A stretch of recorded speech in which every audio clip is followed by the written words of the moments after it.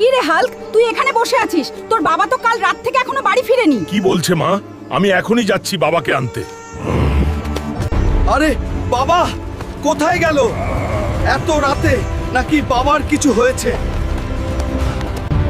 যদি আমার বাবার কিছু হয় তাহলে পুরো পৃথিবী আমি ধ্বংস করে দিব। আরে হাল্ক ভাই, তোমার বাবাকে কাল রাতে বুল্লু ধরে নিয়ে গেছে। যদি আমার বাবার কিছু হয় তাহলে আমি বুল্লুকে শেষ করে দিব। আরে বুল্লু, তুই আমার বাবাকে ছেড়ে দে। তোর বাবা আমার কাছ থেকে 1,00,000 টাকা নিয়েছিল, এখনো দেয়নি, তাই বেঁধে রেখেছি।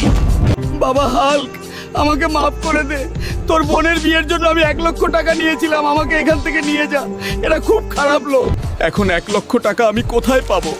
কোনো কাজ করলেও তো কেউ দিবে না। বাবার এক বন্ধু লালু ভাইয়ের কাছে গিয়ে দেখি। লালু আঙ্কেল, দয়া করে আমাকে 1,00,000 টাকা দিন, বাবাকে বাঁচাতে হবে।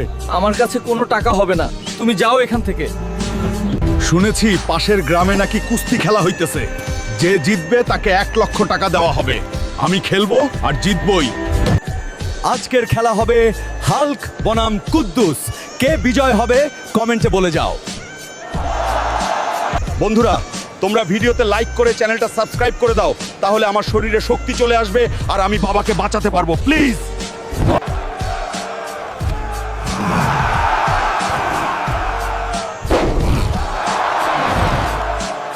এই নিয়ে বুল্লু 1,00,000 টাকা। এবার তুই আমার বাবাকে ছেড়ে দে, আর কোনোদিন আমার বাবার গায়ে হাত দিলে তোকে শেষ করে দিব।